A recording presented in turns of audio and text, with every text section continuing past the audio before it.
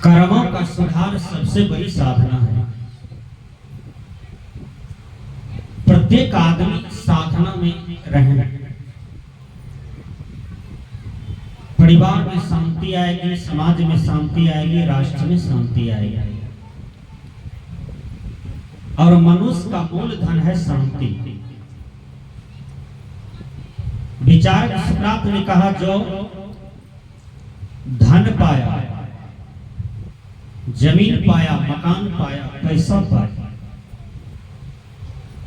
यदि अपने जीवन में शांति को नहीं पाया तो समझो वह कुछ नहीं पाया। शांति बाहर नहीं है, शांति आपके घट के अंदर में है। शांति को हम यदि प्राप्त करना चाहते हैं तो वह बाहर नहीं जाना होगा, उसके लिए हमें अंतर में प्रवेश करना होगा, अपने ही घट के अंदर में मुड़ना होगा। इंग्लिश के विद्वान कहते हैं, happiness is purely A subjective thing, अर्थात मनुष्य को बाह्य विषयों से लौट करके अंतर्मुखी होना चाहिए और अंतर में ही अंतर्भ्यास करके अपने मूल धन में समावेश हो जाना चाहिए। वो क्या है? शांति। बाहर जब हम जाते हैं तो वहां रोटी की व्यवस्था मिलती है, मकान की व्यवस्था मिलती है, कपड़े की व्यवस्था मिलती है, ये भौतिक व्यवस्था हुआ। जब हम अंतर में प्रवेश करते हैं तो वह शांति की व्यवस्था खोजना पड़ता है। व्यवस्था क्या है? शब्दाभ्यास, रूपाभ्यास, दृष्टादृश्याभ्यास और साक्षी भाव। मकान पर चढ़ने के लिए सीढ़ी की जरूरत होता है। एक सीढ़ी पर कदम रखिए, फिर दूसरा पर रखिए, तीसरा पर रखिए, चढ़ते चढ़ते छत पर चढ़ जाते हैं, समूचा गिदवास दिखाई देने लगता है। आप कहते हैं, देखो मेरा गिदवास कितना बड़ा है, यहाँ से मेरा खेत भी दिखाई पड़ता है, फलमा आदमी का घर भी दिखाई पड़ता है। बेटी दामाद का यदि 10 बांस उधर घर है तो कहते हैं, अरे बेटी तो आंगन में खड़ी है। छत पर से आप बेटी को भी देख लेते हैं, दामाद को भी देख लेते हैं। छत पर चढ़ते ही आपका मनोबल ऊंचा होता है और आपके अंदर में खुशी जगती है कि हम तो छत पर चढ़ गए, ऊंचा स्थान पर चढ़ गए। शांति रूपी छत पर चढ़ने के लिए आपको मानस जाप, मानस ध्यान, दृष्टि साधना, सुरत शब्द योग, यह ध्यान की विधि है, ये करना पड़ेगा। उसी को धर्मस्वरूप बाबा कहते हैं कबीर पंथ में, शब्दाभ्यास, शब्द का अभ्यास करें। शब्द क्या है? सतनाम, सतनाम का जपन करें शाम सुबह। सदगुरु शरणम, सदगुरु शरणम का जाप करें सुबह शाम। ओम नमः शिवाय, ओम नमः शिवाय। गुरु के द्वारा जो भी मंत्र आपको मिला है उसको जाप करें सुबह शाम। दुख में, परिस्थिति में कोई प्रश्न बजड़ जाए, कोई समस्या का समाधान नहीं हो रहा है, वह समस्या में भी गुरु और परमात्मा को ढूंढें, याद करें, तो आपकी समस्या का निपटारा हो सकता है। आपके अंदर में श्रद्धा चाहिए। इंग्लिश के विद्वान कहते हैं, self reverence, self knowledge, self control, these there alone lead life to sovereign and telling. शांति के 3 रास्ते हैं, वो है आत्म संयम, आत्म पवित्रता और आत्मविश्वास। ये 3 चीज आपके जीवन में चाहिए। क्या? आत्म संयम, आत्म पवित्रता, आत्मविश्वास, कि हम शांति के लिए मनुष्य तन धारण किए हैं और मुझे इसी जन्म में प्राप्त करना है। मानव जीवन का केवल लक्ष्य ये नहीं है कि हम जवान हो गए तो सुंदर स्त्री का भोग करके, बच्चा पैदा करके एक दिन उसको संभालते संभालते मर जाएं, केवल ये लक्ष्य नहीं है। इतना काम तो बैल भी कर लेते हैं, इतना काम तो जानवर भी कर लेते हैं, इतना काम तो पक्षी भी कर लेते हैं। यदि मनुष्य तन में आप बीवी बच्चे के साथ में रह करके, माता पिता के साथ में रह करके आप साधना के कड़ी को पकड़ लेते हैं, साधना के मार्ग को पकड़ लेते हैं, तो आप जीते जी जनक जी महाराज हैं, यानी आप सीता मैया के पिताजी हैं। जनक जी विदेही कहला गए। क्यों? जनक जी गृहस्थ में थे, लेकिन बड़े बड़े बैरागी उसके सामने में फैल, बड़े बड़े विरक्त फैल। अभी देखिए हमारे पवन बाबू मास्टर साहब जनक जी से कम है क्या? जनक जी से कम नहीं है हमारे मास्टर साहब। अभी अखाड़ा में सत्संग हुआ, और अखाड़ा में जो सत्संग हुआ कबीर आश्रम में, उसमें दहिना हाथ हमारे पवन बाबू हैं, अजीत बाबू हैं, दीनानाथ जी हैं, लेकिन सबसे आगे झंडा उठाने वाले हमारे कोई मर्द हैं, तो उसका नाम है पवन पासवान। मर्द तो ऐसे होने चाहिए ना। तो जनक जी से कम नहीं है, जनक जी तो वही थे ना। जनक जी हर विभाग में, हर क्षेत्र में, हर धर्म कर्म के क्षेत्र में आगे रहते थे, इसलिए जनक जी के सामने में बड़े बड़े साधु गुरु विरक्त फेल हो गए। हमारे कहने का भाव है कि आपकी जो मूल संपत्ति है वो शांति है। मनुष्य मन के पीछे जाता है, इसलिए मनुष्य भटक रहा है।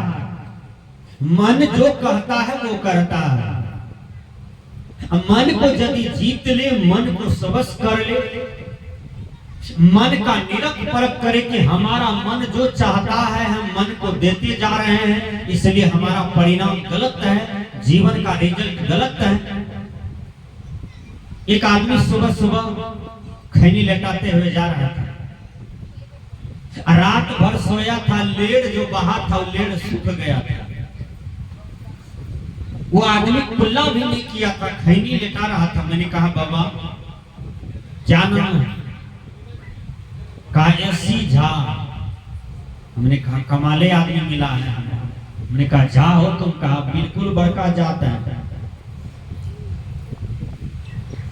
हमको कहता बाबा जी तुम्हारा आपका क्या नाम है? हमने कहा रणवीर दास।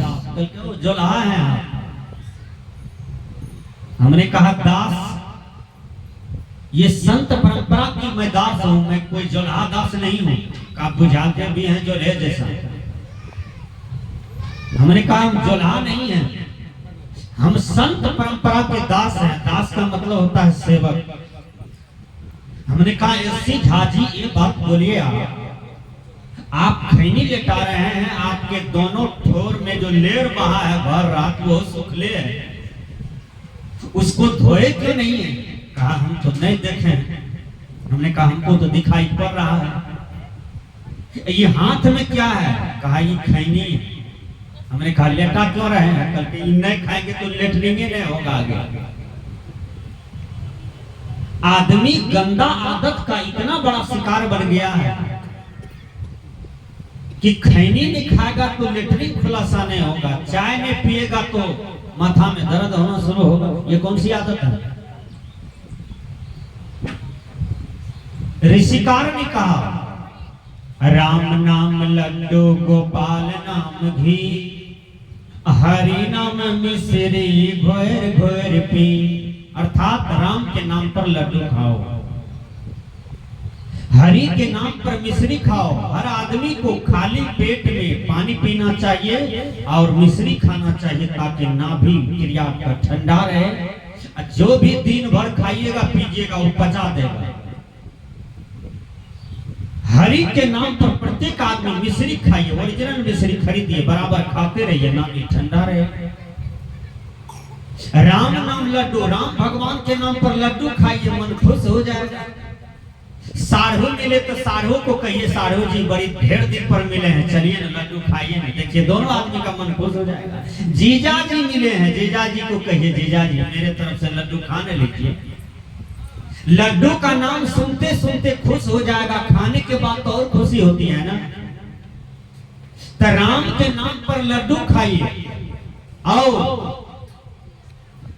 गोपाल के नाम पर राम नाम लड्डू, गोपाल नाम घी। गोपाल के नाम पर घी खाइए। गोपाल का मतलब कृष्ण भगवान होता है, गौ पालने वाला। भगवान कृष्ण घी खाते थे, दूध खाते थे, मक्खन मिश्री खाते थे। आप क्या खाते हैं? 1 किलो मछली बाप। अब जो मछली पैखाना खाया है, जो मछली नेता खखास चाट लिया है, जो मछली मुर्दा को भी चाट लिया है, अब उसमें गरम में मसाला मिला करके या भर पेट कैसे खा लेते हैं, लाजने लगता है कहीं कि हम खा क्या रहे हैं। हमारे लिए परमात्मा ने खीर दिया है, दूध दिया, दही दिया, मक्खन दिया, घी दिया, सेब दिया, अंगूर दिया, किशमिश दिया, छोहरा दिया, बेदाना दिया, मूंग दिया, मटर दिया, रोटी दिया, सब्जी दिया, पता नहीं कितने कितने प्रकार के खाने के लिए दिया है। और उसको त्याग करके हम गंदा भोजन खाने के लिए जाते हैं। याद रखिए, जब आपके यहाँ कोई मर जाता है तो आप कहते हैं कि मेरे यहाँ मुर्दा है, और उस मुर्दा को पकड़ करके रोते हैं। रोते हैं ना, कहते हैं मेरी माँ चली गई, पिताजी चले गए, भाभी चली गई, भैया चले गए, तो उनके प्रति अपनत्व की भावना है तो आप रोते हैं। मुर्दा का देह भी पकड़ के रोते हैं, मुंह में मुंह थतोर करके भी रोते हैं कि तुम कहां चले गए, ना जाने कौन सा देश, तुम कहां चले गए, खूब रोते हैं। उस मुर्दा को आप कहां फेंकते हैं? नदी में, नहर के बीच में दफना दिए। आम बाड़ी, बांस बाड़ी, केला बाड़ी, वहां जाकर के रख दिए। मिट्टी का शरीर था, मिट्टी में मिला के घर आ गए, आग पानी छू रहे हैं। पंडित जी को बुला करके 9 दिन तक, 12 दिन तक आप शुद्ध होने के लिए सोच रहे हैं। पंडित जी इतना मंत्र पढ़िए कि 12-13 दिन में हमको शुद्ध कर दीजिए। देखिए शुद्ध होते हैं ना। एक मुर्दा को फेंके हैं, 10 लाख रुपया खर्चा हो गया। उस मुर्दा का शुद्ध विद आत्म शांति करते करते एक मुर्दा को सफैयत करने में 10 लाख टका की खर्चा हो गया। और एक बकरी को मारे हैं। बोलिए बकरी मुर्दा है कि जिंदा है? ध्यान से बोलिए, बकरी मुर्दा हो गया। बकरी का गला काटे तो बकरी मुर्दा हो गया। यदि गला काटिए दिए हैं तो मुर्दा को कहां रखना चाहिए? बांस बाड़ी, आम बाड़ी में। आपका मुंह क्या है? आम बाड़ी है, जो बकरी को चबा चबा करके पेट में रख रहे हैं। आपका पेट कब्रिस्तान है कि स्मशान घाट है?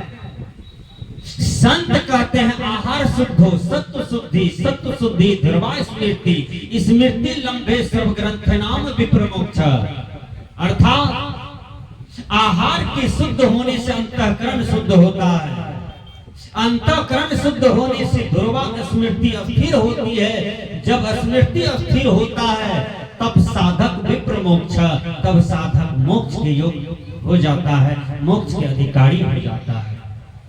लेकिन गंदा आदत का त्याग कीजिए, गंदा खान पान का त्याग कीजिए।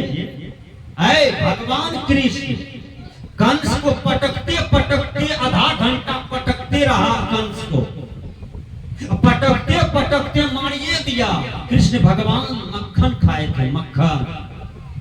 आप महीना में 10 किलो मछली खा लेते हैं तो यो गाल में भपसले है, चुटकले है, बेमड़े है, कहाँ रोग ठीक हो रहा है? एक आदमी हमको कहता है बाबा नहीं खाते बेटा तो कमजोरे रहता है। बुद्धि कितना गलत है। वही बेटा को महीना में 30 किलो दूध पिला दीजिए, सोने के काल में 1 किलो दूध, और उसी में गर्म थोड़ा सा हल्दी मिला दीजिए। आपका बेटा कृष्ण भगवान के तरफ मजबूत हो न जाए तो ये कबीर मंच आपका गुलाम कर देगा। मछली खाने से व्यक्ति बलवान नहीं होता है, मछली खाने से व्यक्ति कमजोर होता है और रोगी होता है। मांस खाने से व्यक्ति कमजोर होता है और रोगी होता है, लेकिन दूध खाने से व्यक्ति मजबूत होता है, हड्डी भी मजबूत होता है, और उसका मानसिक शक्ति भी मजबूत होता है, उसका विद्या शक्ति भी मजबूत होता है, स्मरण शक्ति भी मजबूत होता है। दुनिया में यदि कोई बड़ा बड़ा वैज्ञानिक बना है वो है दूध खाने वाला।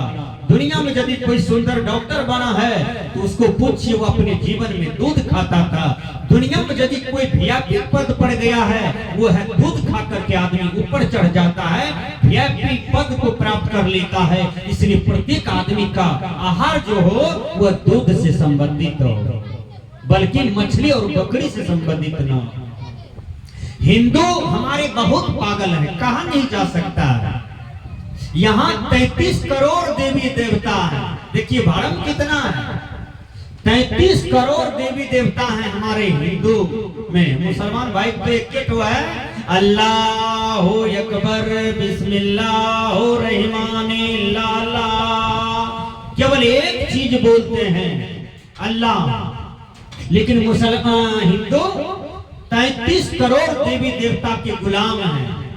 जिस समय भारत की जनसंख्या 33 करोड़ था उस समय एक एक आदमी पर एक एक देवता चढ़ल था। 33 करोड़ देवी देवता से पहले जो भारत की जनसंख्या था 20 करोड़ 15 करोड़, तो उस समय भी 33 करोड़ देवी देवता था ना। तो जब 20 करोड़ हिंदू था तो 33 करोड़ देवी देवता था। एक हिंदू पर 300 देवी देवता चढ़ल था। विचार कीजिए सज्जनों, देवी देवता कहीं ऊपर में नहीं है, देवी देवता कहीं मंदिर मस्जिद में नहीं है, देवी देवता किसी पत्थर में घुसा हुआ नहीं है। देवी कौन है, देवता कौन है, पहले इस चीज को समझिए। जो साधना करते करते सफल हो जाता है वही देवी देवता हो जाते हैं। इंद्र भगवान देव कहलाते हैं, इंद्र की पत्नी देवी कहलाती है। वरुण देव कहलाते हैं, उसकी पत्नी देवी कहलाती है। भगवान विष्णु, ब्रह्मा जी, महेश जी सभी देव की गिनती में आते हैं, भगवान की गिनती में आते हैं, क्योंकि इन्होंने अपने जीवन को तपाया है, अपने जीवन को उपकार के मार्ग में ले गया, इसलिए गॉड और भगवान हो गया। लेकिन आपको भी होने की जरूरत है, बनने की जरूरत है, भरम में जाने की जरूरत नहीं है। तो मैंने कहा कि मन को जीतिए, आदमी मन के गुलाम है। मैंने वो झाजी से पूछा, झाजी आप जो तंबाकू खा रहे हैं और कहते हैं कि लेटरिन नहीं होगा, खुलासा नहीं खाएंगे, आप ब्राह्मण हैं। ब्राह्मण का मतलब होता है जो ब्रह्म को जानता हो, ब्रह्म जनयति यश ब्राह्मण, जो ब्रह्म को जानता हो और दूसरों में भी ब्रह्म का दर्शन करता हो, उसी को ब्राह्मण कहते हैं। ऐ झाजी, आपके अंदर में जो आत्मा है वह ब्रह्म है। इस पूरे पृथ्वी में जितने भी शरीरधारी हैं सबके अंदर में आत्मा है, सब में ब्रह्म है, सब में परमात्मा है। लेकिन पंडित जी आप जो खैनी खाते हैं, खैनी खाते हैं, थू थू करते हैं। खैनी खाने वाला देखिएगा पचर पचर थूक फेंकेगा। पान खाते हैं आदमी पचर पचर थूक फेंकते हैं, और थूक का कलरों देखने में अच्छा नहीं लगता है। कलरों बढ़िया रहता ना तो चलने वाला था, वो अच्छा नहीं लगता है देखने। विचार कीजिए, आदमी खैनी खाता है, दांत को काला बना लेता है, थूक फेंकते रहता है। पंडित जी हमको कहता है, झाजी हे बाबा 80 चुटकी 90 ताल, खैनी लेटा के मुंह में डाल, तब जाना हो बाबा जी खैनी के हाल हैं। हमने कहा झाजी ये 80 चुटकी बजाते हैं, 90 ताल देते हैं खैनी पर, और तब ठोर में रखते हैं। लेकिन भारत सरकार सबसे प्रणाम करते हैं और कहते हैं कि कोई आदमी तंबाकू मत खाओ, ठोर में कैंसर हो रहा है, जानलेवा बीमारी हो रही है, हर आदमी तंबाकू को धारण किए हो तो त्याग करो। ये संत महात्मा भी बता रहे हैं मंच पर से कि तंबाकू का सेवन नहीं करना चाहिए। तंबाकू खाने वालों सावधान, जहां तंबाकू आप रखते हैं धीरे धीरे निकोटीन प्रवेश करता है। निकोटीन क्या है? निकोटीन कीटाणु है, धीरे धीरे चमड़ी में पकड़ता है। वो दिखाई नहीं पड़ेगा, बड़ा सूक्ष्म है। विज्ञान अपना यंत्र से देखा है, और आपके पास वो साधन नहीं है जो आप खैनी में कोई कीटाणु को देख लीजिएगा। विज्ञान देखा है, इसलिए विज्ञान कहते हैं धीरे धीरे चमड़ी पर पकड़ता है, धीरे धीरे मांस में घर बना लेता है, धीरे धीरे हड्डी में पकड़ लेता है। जब हड्डी में पकड़ लेता है तब धीरे धीरे अल्सर के रूप में छेड़ी मारता है। और डॉक्टर पटना में साबित किया कि तुमको कैंसर हो गया, अब जमीन बेचो, मकान बेचो, कर्जा उठाओ, ऑपरेशन में जाओ। डॉक्टर रिस्क नहीं लेगा। एक तंबाकू खा करके आदमी कैंसर बुला लेता है। गुरुवर कबीर ने कहा आदत बुरी सुधार लो, बस हो गया भजन। मन की तरंग मार लो, बस हो गया भजन।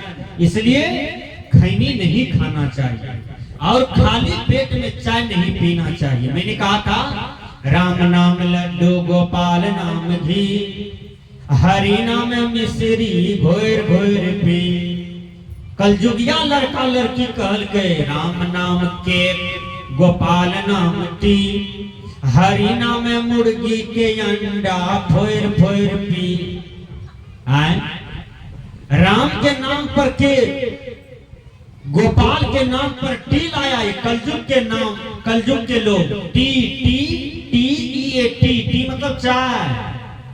राम के नाम पर के, गोपाल के नाम पर टी, हरि के नाम से मुर्गी का अंडा, फोर फोर माघे महीना पी कि गर्मियों पी। आजकल कम होता है लेकिन माघ में बहुत ज्यादा मिलता है। ठंडी है। एक लड़का हमको कहता है बाबा आप लोग बुझते समझते नहीं है। अरे हम लोग जवान जहान छोड़ा है, खाने में दीजिए। अंडा कोनो जीव थोड़ो है, फल है, उजर का फल है, खाने में दीजिए। हम ही को समझाता है। अंडा में रज है, बीज है, विचार कीजिएगा। और उसमें प्याज नमक मिला करके खा लेते हैं। वो रज बिरज को आदमी चाट रहा है अज्ञान में, लेकिन जानता नहीं है कि अंडा में है क्या। वो तो सीधे रज बिरज है, इसलिए नहीं खाना चाहिए ना। मैंने कहा कि मन को सबस कीजिए, मन को जीतिए, मन को शुद्ध कीजिए, अपना मन को निरंतर कीजिए। मनमतिया चाल न चले, मनमुखी होके न चले, गुरुमुखी होकर के चलिए। जो मनमतिया चलता है वही शैतान का भाई हो जाता है। रावण मनमतिया था, कंस मनमतिया था, दुर्योधन मनमतिया था, इसलिए जीवन का रिजल्ट गड़बड़ाया। इसलिए मन को समझिए। मन जो जो चीज मांग करता है, अच्छे चीजों की मांग करे तो मन को दीजिए, गलत चीज का मांग करता है तो मन को मत दीजिए। शंकराचार्य के दर्शन में आया कस्यास्ति नासे मनसो ही मोक्ष। किसके नाश में मोक्ष है? तो कहा मन के गलत मार्ग में चलना, उसको जीतना, उसको सबस कर लेना, उसको नाश कर देना, तब मोक्ष की प्राप्ति हो जाती है। विचार कीजिए। इसलिए मन को जीतिए, मन का गुलाम मत रहिए। एक छोटा सा बच्चा था, बच्चा रो रहा था। दादाजी उस गांव, उसका दादाजी उस गांव में सबसे अमीर आदमी था। दादाजी दौड़ करके आए, कहा पोताजी क्यों रोते हो? कहा दादाजी हाथी वाला जा रहा है। कहा एक हाथी खरीद देते हैं, उसी से खेल कूद करो तुम। हाथी वाले को बुलाया, कहा हाथी का दाम कितना है? कहा 50 लाख का टका ले लो, हाथी बांधो हमारे दरवाजे पर। बांध दिया।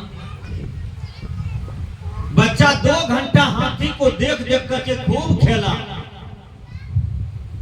फिर 2 घंटा के बाद घोड़ा वाला जा रहा था उसी रास्ते से।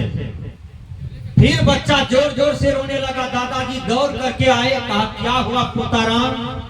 कहा दादाजी घोड़ा चाहिए, घोड़ा वाला जा रहा था। घोड़ा वाले को बुलाया है। घोड़ा वाला कितना दाम है? कहा 5 लाख।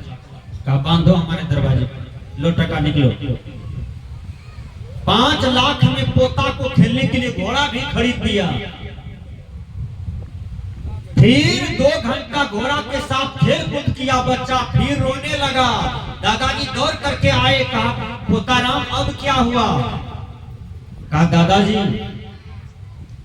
कलम वाला जा रहा है, कलम खरीद दीजिए।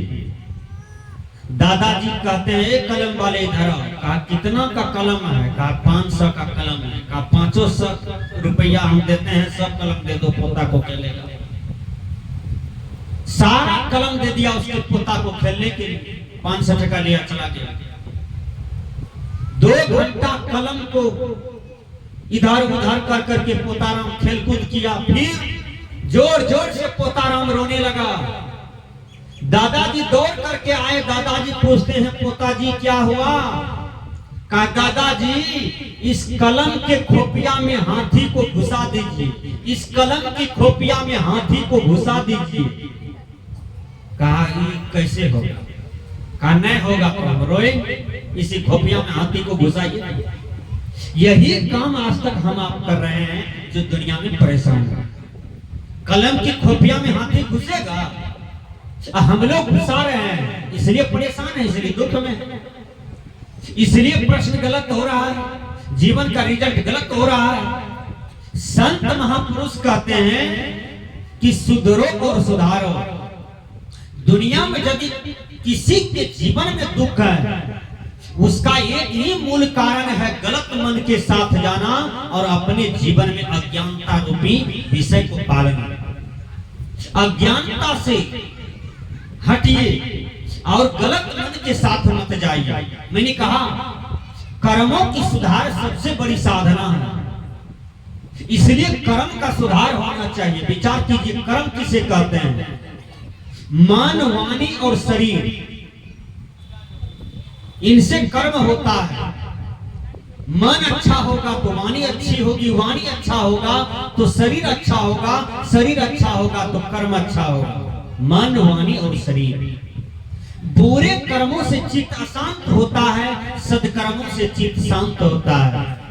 बोलिए, मनुष्य की 2 जाति है शरीर भाव से, एक नर एक नारी। लेकिन पशु में कई जाति है, पक्षी में कई जाति है। जाति का मतलब क्या होता है? जाति संस्कृत शब्द है। जाति का मतलब पैदा होना। मनुष्य से मनुष्य पैदा लेता है, मनुष्य से सांप, बिच्छी, बिलार पैदा नहीं हो सकता है। गाय से गाय पैदा लेता है, कुत्ता से कुत्ता पैदा लेता है, बिच्छी से बिच्छी पैदा लेता है, बटेर से बटेर पैदा लेता है। लेकिन आज हम लोग जातिवाद में भी उलझे हुए हैं, जातिवाद करते हैं। ब्राह्मण कहते हैं मैं बड़ा हूं, क्षत्रिय कहते हैं मैं बड़ा हूं, वैश्य कहते हैं मैं बड़ा हूं। तीनों मिलकर के शूद्र को पैर तर में दाब करके रखना चाहते हैं। कहते हैं नहीं, तुम सबसे नीच हो। विचार कीजिए, सदगुरु कबीर जिस समय अवनी तल पर आए थे 1456 में, उस समय इस धरती पर बहुत बड़ा जातिवाद चल रहा था। वो जातिवाद क्या? तेली को यदि सुबह सुबह देखता था तो जतरा खराब मानता था। यही दुनिया के लोग। तेली को दांत जबरदस्ती देखता था तब जतरा को शुद्ध मानता था। बोलिए शाह जी, आपके साथ ब्राह्मणों ने कितना बड़ा गलत काम किया था, ये पंडितों ने कितना बड़ा गलत काम किया था। बोलिए, किसी की पीठ पर तेली लिखा हुआ नहीं है, लेकिन तेली के साथ गलत काम किया। तेली को कोड़ा से पिटाई करते थे, तेली को लाठी से मारते थे। जैसे भर दिन बैल को पीटा जाता था, उसी तरह से तेली को मारा जाता था। जिस समय ब्राह्मणवाद का साम्राज्य चल रहा था इस देश पर, दुसाध कहीं बैठते थे तो 1.25 हाथ मिट्टी खोद करके फेंकते थे और गंगा जल से छिड़ते थे, तब शुद्ध करते थे। छोटका जात के लोग यदि शुद्ध वेद पढ़ लेते थे, वेद का मंत्र सुन लेते थे, तो कान में शीशा का चूर्ण दे देते थे। 1456 की पहले ये मानव के साथ अपराध हुआ था। विचार कीजिए, आपको वेद पढ़ने का अधिकार नहीं था, भक्ति करने का अधिकार नहीं था, मंदिर जाने का अधिकार नहीं था। कुछ दिन पहले जितन राम जी गए थे मंदिर में, मंदिर से निकले, उसके बाद उसको गंगा जल से शुद्ध किया गया, धोआ गया। कहा ये तो शूद्र आया था इस मंदिर में। आज तक जातिवाद जहर है इस अवनी तल पर, जबकि जातिवाद कुछ नहीं है। दुनिया में सबसे बड़ा चीज है वो है मानवतावाद।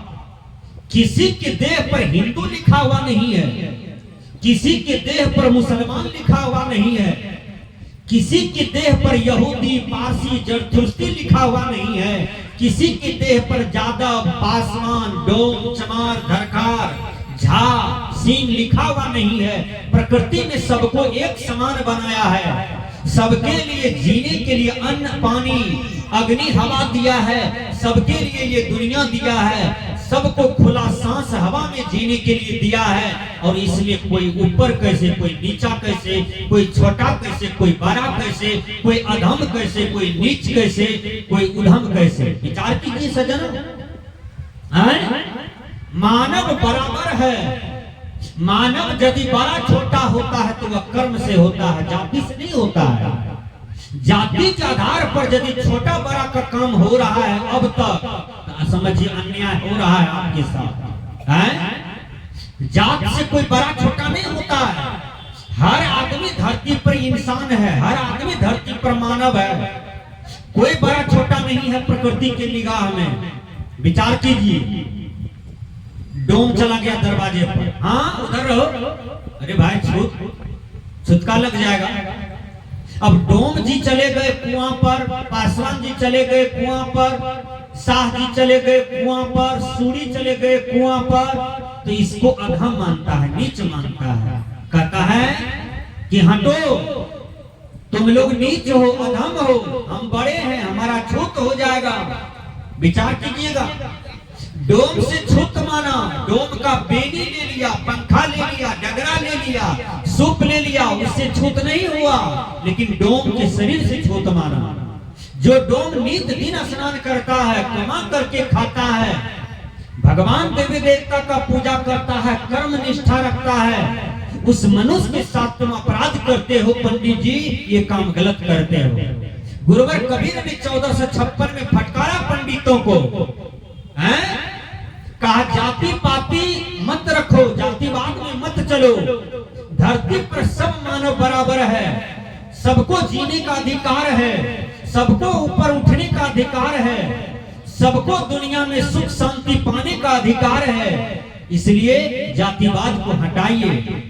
एक लड़का को मैंने पूछा तुम्हारा क्या नाम है, तो उस लड़का ने कहा मेरा नाम है दिवाकर वर्मा। मैंने कहा तुम वर्मा हो, वर्मा किसको कहता है? कहा गुरुजी हम वर्मा हैं, जाति प्रमाण पत्र देख लीजिए मेरा, नहीं होता है तो दादा वाला खतियान है वो भी देख लीजिए, हम लोग वर्मा हैं। मैंने कहा वर्मा किसको कहता है? कायस्थ हैं हम लोग। हमने कहा अच्छी बात है। हमने उसके कपार पर हाथ दिया, मैंने कहा ये क्या है? तो कहा हजूर ये तो केस है। फिर मैंने नीचे हाथ रखा, मैंने कहा ये क्या है? कहा ये तो कपार है। मैंने नीचे हाथ किया, मैंने कहा ये क्या है? कहा आंख। फिर नीचे, मैंने कहा ये क्या है? कहा नाक। फिर नीचे हाथ रखे, मैंने कहा ये क्या है? कहा ठोर। फिर नीचे हाथ करते चले गए, जब तलवा के पास गए तो हमने कहा ये क्या है? कहा ये तो तलवा है। हमने कहा वर्मा किधर है?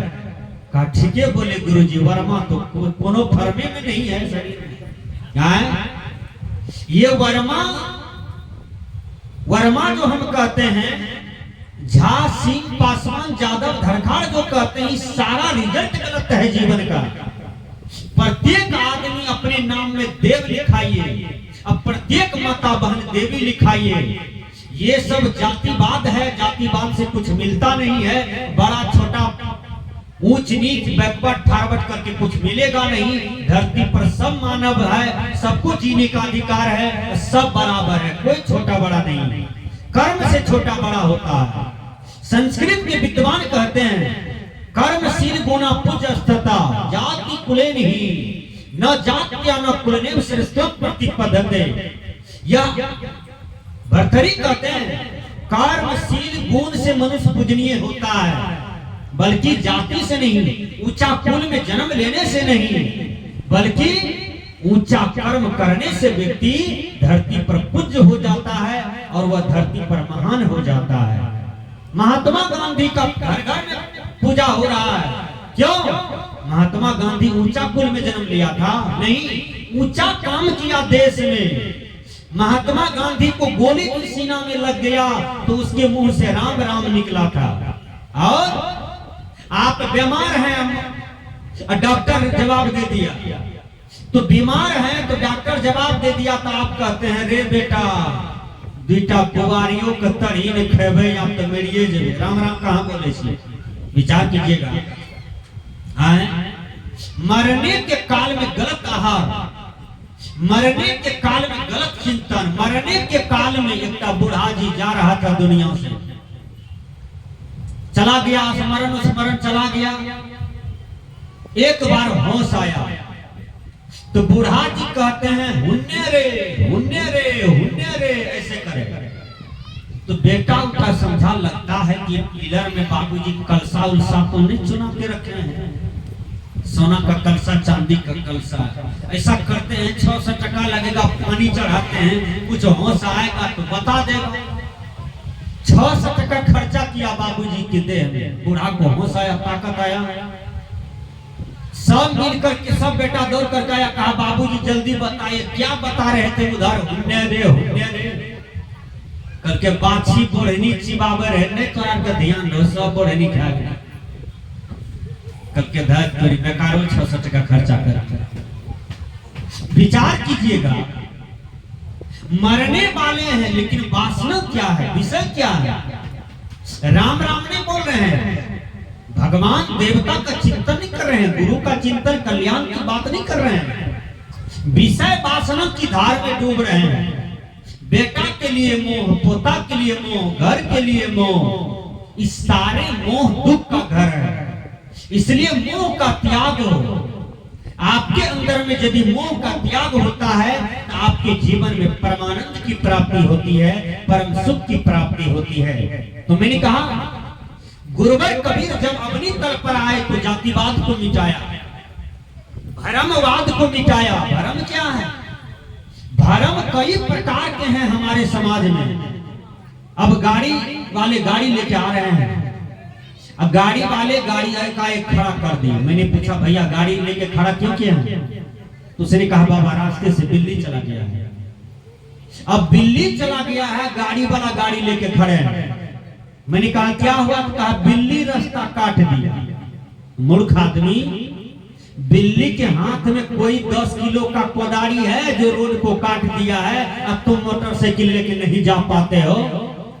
काटने का मतलब है कोदारी से रोड को काटना, दबिया से रोड को काटना, इसको काटना कहता है। लेकिन आप कहते हैं बिल्ली रास्ता काट दिया है। एक कौन पंडित जी आपको पढ़ा दिया कि बिल्ली चला गया तो रास्ता गड़बड़ा गया, जतरा खराब हो गया। तब हम कहें अब क्या करोगे तुम गाड़ी जो लेके खड़े हो? कहा बाबा आप ही आगे बढ़िए ना, हम आपके पीछे आते हैं। हमने कहा हम आगे बढ़ेंगे तो हमको क्या होगा? करके सब ग्रह तोरे कपार पर जेता है। आदमी देखिए कितना तेज है। हमने कहा लो हमरे ग्रह हमरे पर न ग्रह आएगा, हम जा रहे हैं। हम बढ़े बस सब पीछे जाना शुरू कर दिया। विचार कीजिए, आज तक कोई बिल्ली हमारे रास्ते को नहीं गड़बड़ा पाया, लेकिन साधारण क्लास के लोग बिल्ली से भी डरते हैं। जहां दुनिया चांद पर चढ़ गई, विचार कीजिएगा, चांद पर आप चढ़ गए हैं, चांद का रिसर्च कर रहे हैं, आप हवाई जहाज बना दिए, आप इतने कल कारखाने बना दिए, आप मंदिर बना दिए, मस्जिद बना दिए, वेद शास्त्र पुराण बना दिए, सब चीज मानव का सृजन किया हुआ है। लेकिन मनुष्य अपनी शक्ति को नहीं जान पाता है, मनुष्य अपनी शक्ति को परख नहीं पाता है, इसलिए मनुष्य नादान है, मनुष्य ज्ञान में है। इस ज्ञान को पाने के लिए सत्संग की जरूरत है, साधु संगति जरूरत है, संत महापुरुषों का सहचर जरूरत है, संत महापुरुषों की ज्ञान की जरूरत है। आज प्रत्येक घर में कोलाहल है, प्रत्येक घर में अशांति है, प्रत्येक परिवार में नरक फैलते जा रहा है। किसी से किसी को बनाव नहीं है।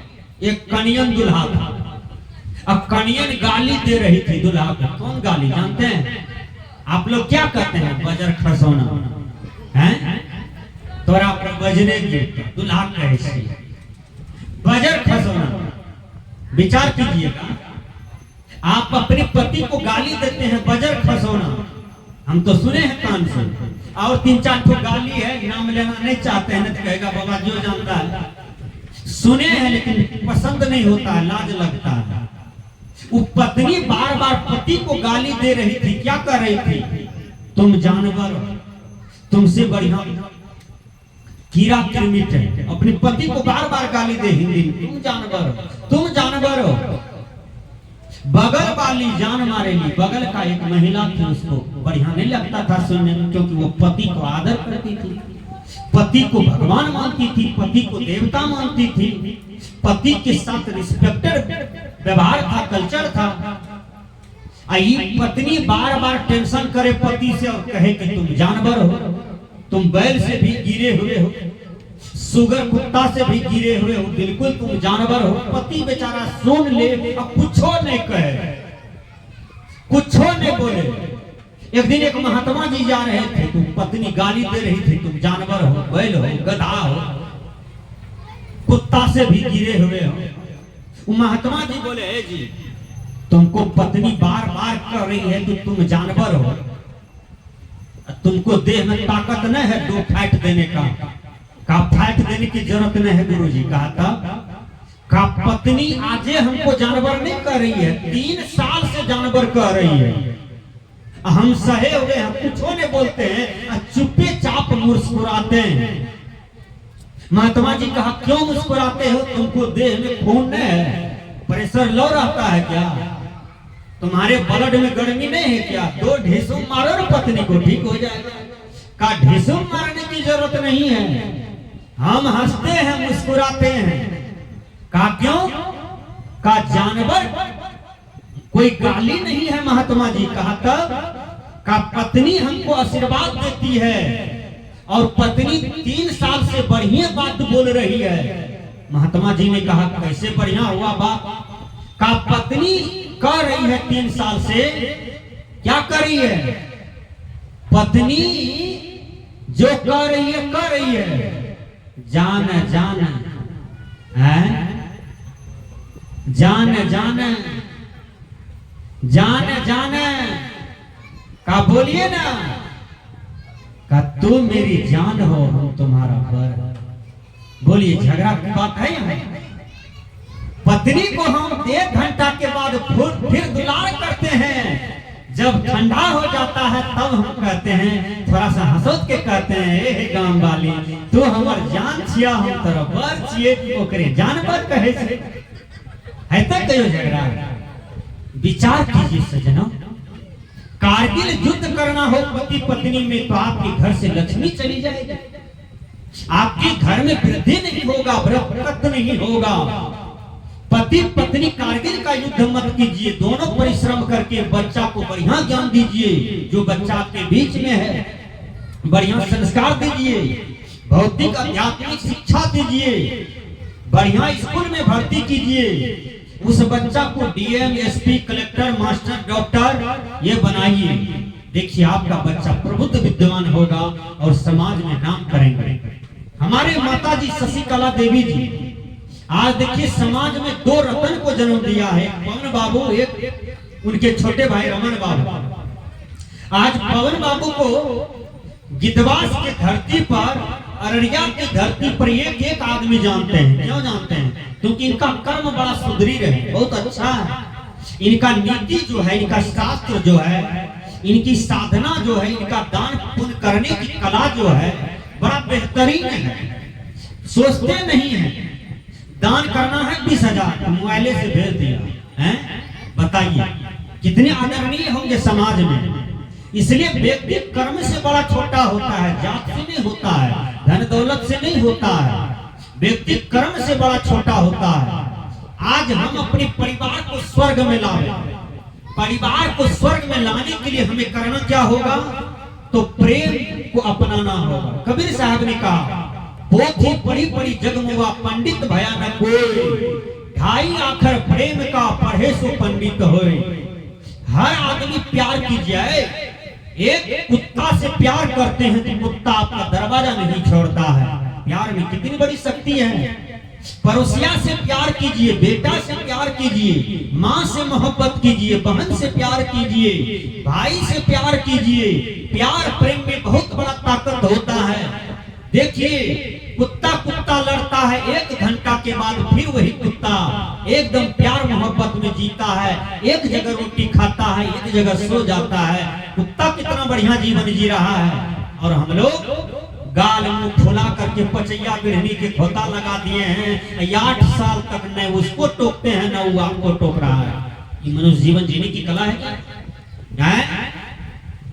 कौन सी बिढ़नी की खोता लगा है? इतना सुंदर चेहरा है, इस चेहरा में दोनों गाल में लगता है बिढ़नी का खोता लगा हुआ। यही जीवन जीना है क्या?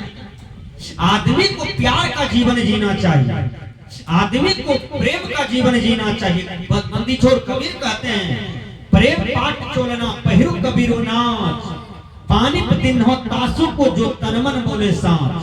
देखिए मैं प्रेम की बात बताता हूँ। 2 भाई था, दोनों भाई में बहुत प्रेम था, दोनों भाई समाज में बहुत तरक्की किया हर क्षेत्र में। एक आदमी कहा कि रे दोनों भाई में लड़ाई नहीं होता है, कभी लड़ाई लगाओ, लड़ाई लगाओ। तो एक आदमी एक भाई को कहा, देखो तुम्हारा खेत में जो मकई है ना, आधा भुट्टा तुम्हारा बड़का भाई तोड़ लिया। एक दिन इसको भी कर दिया, सब मकई काट करके तुम्हारा छोटका भाई खिलाता है। एक दिन दोनों भाई विचार किया, कहा भैया हो आए लड़ाई करो दोनों खेते में, लाल लाठी चला। दोनों गए, बड़का कहता है रे छोटका, कहा क्या? कहा तुम्हारा भाभी चली गई है बीबीगंज धनगढ़ा नमय के, आज कोई काटने वाला नहीं है, भैंस का चरी कैसे ले जाएंगे? कहा भैया कितना चाहिए? कहा 2 बोझ काटने दो। कहा भैया हम अपने ही खेत में से काट करके दे देते हैं। छोटा भाई अपना ही खेत में से 2 बोझ घास काट करके बड़े भाई के दरवाजे पर रख दिया। लड़ाने वाला आदमी सोचा था लाठी लेके गया है, कपर बंदी करके ना आएगा, कल के कौन काम कर ली? कल के भैया कल के घास काट कर हम दरवाजा पर रख देंगे, तो अपने खेत से काट कर रख देंगे। कल के लड़ ली किया नहीं, कल के लड़े कौन जरूरत है? बड़ भाई से प्यार मोहब्बत में जीवे की लड़ विचार कीजिए। तो ज्ञान पर निर्भर पड़ता है। जिसके अंदर में ज्ञान है कभी बैर में नहीं जा सकता, कभी दुश्मनी में नहीं जा सकता, कभी लड़ाई में नहीं जा सकता है। 2 भाई छत पर चढ़ा हुआ था और 2 भाई नीचा में था। एक भाई मकई उठा रहा था, एक भाई घी का शीशा लिया। छोटका भाई घी का शीशा लिया, मझला को नीचे में दे रहा था, कहा भैया रोक लीजिए। दे रहा था, नहीं रोक पाया, नीचे में गिर गया, सारा घी नाली में गिर गया। 5 किलो घी का शीशा था, सब नाली में चला गया। अब छोटका वहां से प्रणाम करता है, मझले भैया नहीं दे पाए हमको माफ कर दीजिए। मझला कहता है, छोटका भैया हम नहीं ले पाए तुम्हारे शीशा को, हम ही को माफ कर दीजिए, हमसे गलती हो गई। दोनों भाई गलती मांग रहा है। बोलिए वह परिवार कभी टूटेगा? और जो भाई भाई में प्रेम हो, एकता हो, भाई भाई एक थाली में बैठ कर के सूखी नमक रोटी खा लेता हो, वो परिवार में स्वर्ग है, वो परिवार में उन्नति है, वो परिवार में बल है।